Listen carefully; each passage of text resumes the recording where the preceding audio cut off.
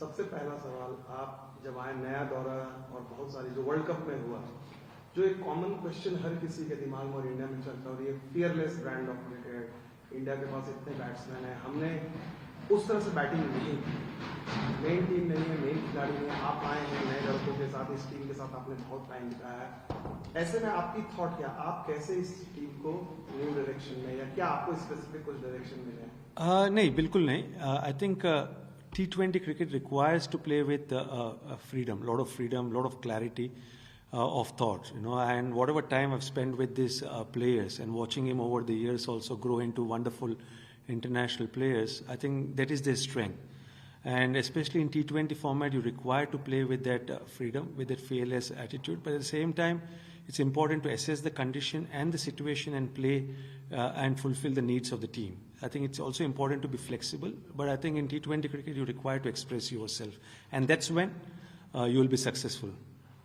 The way England has played T20 cricket, especially in the World Cup, they have an entirely different philosophy where from 1 to 11 everyone can bat, and they from the very word go they come at you. So do you think the time has come that India or even subcontinental teams have been a little conservative, a time has come to emulate that kind of approach? I think T20 cricket definitely showed us over the years that the more number of multi-dimensional players you have, the better for the team.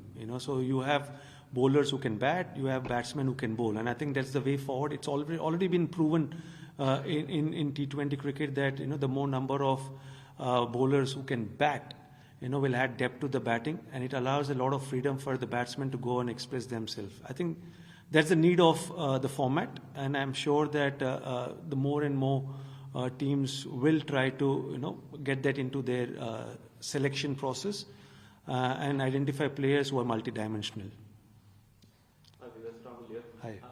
You've just come back from Australia where the grounds are massive, and it's getting used to the size of those grounds is something that the team needs to get used to. Now you come to New Zealand, where relatively smaller grounds. How much of it is? I mean, the batsmen will obviously love it, but from a fielding and a bowling point of view, what are the changes the team kind of needs to focus on to perform at their best here? Yeah, it's always a challenge. When you play in New Zealand, it always has been, especially for the bowlers.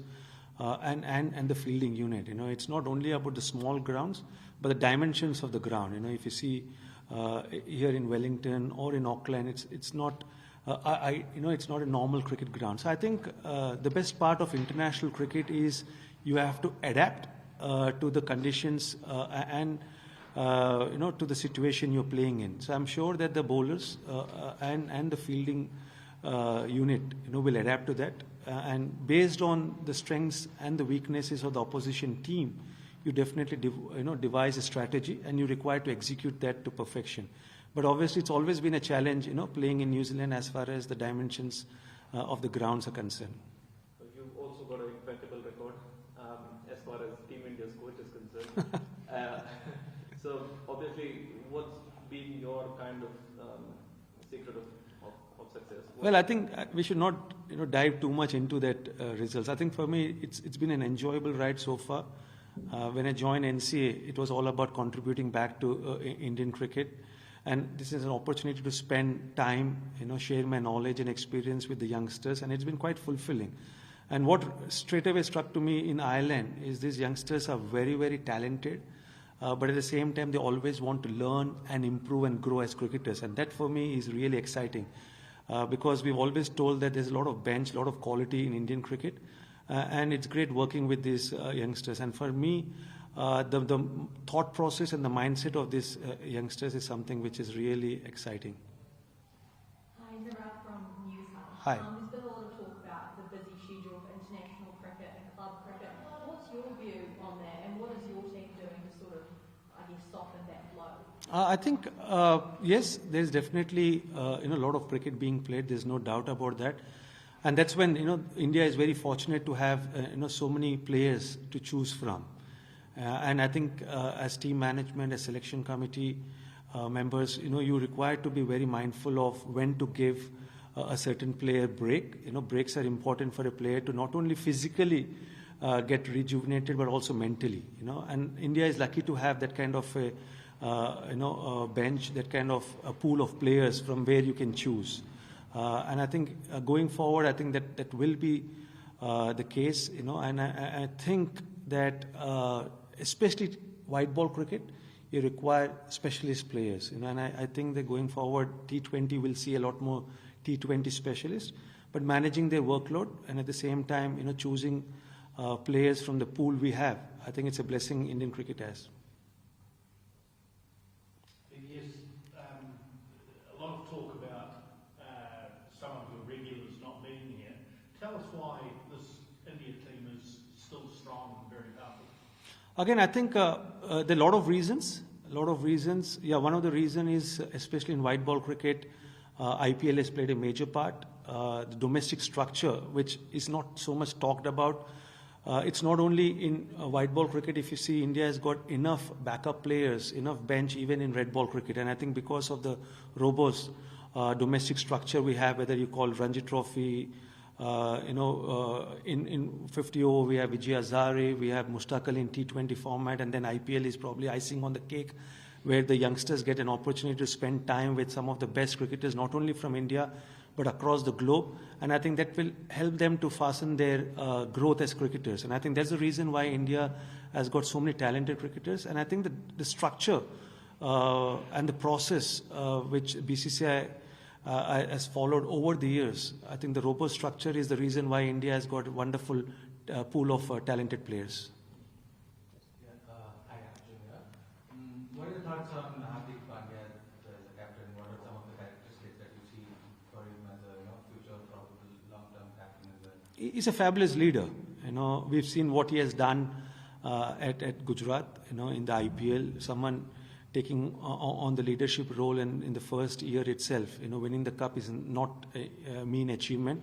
But I've spent time with him from the Ireland series, and he's not only tactically good, he's very calm on the field, and that is something which is very important when you're playing at the highest level, because there will be situations where you will be under pressure, and that's when, as a leader, you're required to be calm.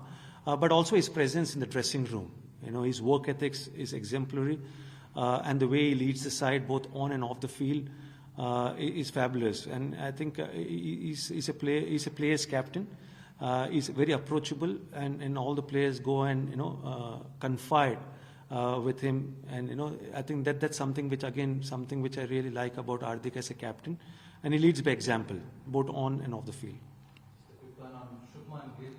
What kind of role do you see for him in the T20? Again, it's very clear that he's one of the most talented players India has got, and in the opportunities he got so far at the highest level, he showed what a class player is, and slowly and gradually he's becoming a very consistent performer. He's a match winner, and he's got a great future ahead for him.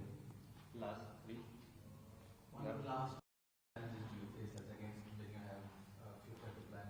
Well, I don't see any challenges as such, because even when I was a player, the more senior I became, the mindset was all about sharing my knowledge, sharing my experience, and making sure that I'm very honest, with whatever conversations I have with the players. And it's the same even in this role. Even though it's a short stint, I think it's a great opportunity for me to share my experiences with them. Quick one on Shubman Gill.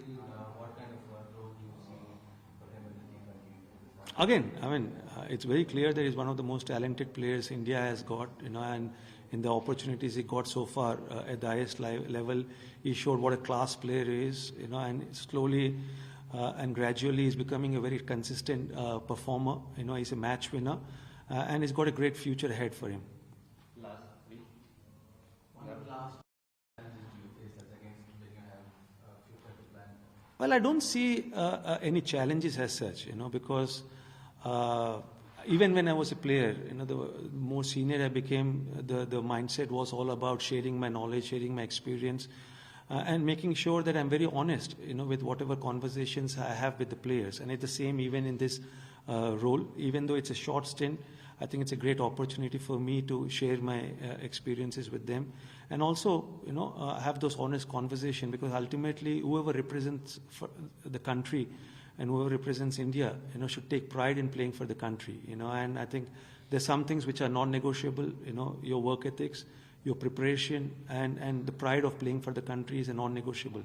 And that's something which I emphasize to all the players. Even though it's a short stint, those are the messages and the conversations I have with the players. Yes, sir.